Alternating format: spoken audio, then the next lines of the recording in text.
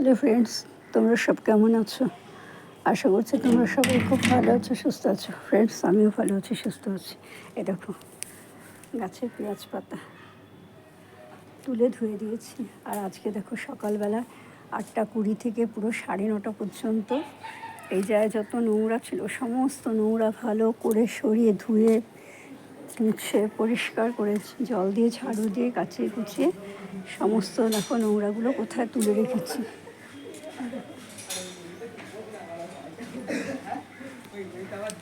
এখানে রেখে দিয়েছি নোংরা তুলে এইসব জায়গাগুলো। এগুলো দিয়ে পরে আবার যখন বেড বানাবো তখন তো লাগবে। এগুলোই শুকিয়ে পচে মাটি হয়ে যাবে, রোদ লাগবে, তার ফলে তাড়াতাড়ি শুকিয়ে যাবে। আর এই যে ঝাড়ুটা বলতে ভুলে গেছি আমার বরকে তুলতে। থাক, সারা রাত বাইরে থাকতে নেই, ঝাড়ু কী আর করা যাবে, হয়ে গেছে। আর এইখানে সমস্ত যে ডালপালাগুলো ছিল তুলসী গাছ যাতে পায়ে না লাগে সেই জন্য ওইখানে তুলে দিয়েছে, ওই গাছের গোড়াতেই দিয়ে দেবো। কারণ এখন তো আবার তুলসী গাছের বীজ ফেলতে হবে না, নাহলে তো আবার সাপের উপদ্রব বাড়বে। রকটার উপরে পুরো প্লাস্টিকে ভরে ভরে সমস্ত তুলসী গাছ লাগিয়ে দেবো। আর এখানে আজকে সমস্ত আমি ছড়িয়ে দিয়েছি কাটোয়া বীজের, কাটোয়া ডাঁটার বীজ, ওখানে সব ছড়িয়ে দিয়েছি। সমস্ত গাছে খাবার দাওয়া আমার হয়ে গেছে। দেখো, চিকেন ধোয়া জল দিয়েছি, আলুর খোসা, নতুন আলুর খোসা সমস্ত কিছু গাছে দিয়েছি। আর এই গাছটা দিয়ে যা লাগছে না, বাপরে বাপ, জীবন শেষ হয়ে যাচ্ছে।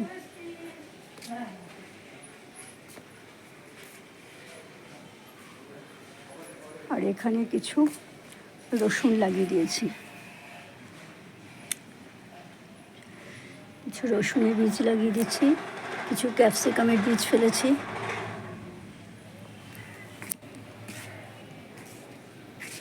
এই সমস্ত জায়গায় ঝাড়ু দিয়ে ভালো করে পরিষ্কার করে নিয়েছি, বাগানটা পুরো করে পেঁপে গাছের গোড়ায় সমস্ত পাতাগুলো দিয়ে দিয়েছি।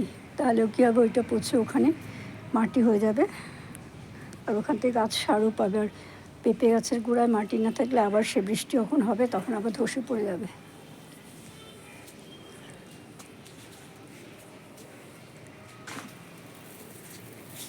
আর এই তো সব কেচে দেওয়া হচ্ছে, এক ট্রিপ কেচে তোলা হয়ে গেছে। এটা আমার বর কেচেছে, এগুলো আমি সব কিছু দিই, কিছু কেচেছে আমার বর, কিছু কেচেছে আমারগুলো শুকিয়ে গেছে।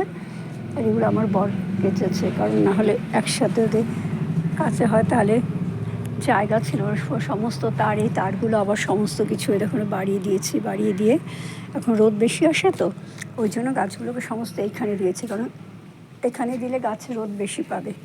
আর এই পাশে এখন দেখো পুরো ছায়া পড়ে গেছে, এখন 2:10 বাকি, এখানটা পুরো ছায়া পড়ে গেছে।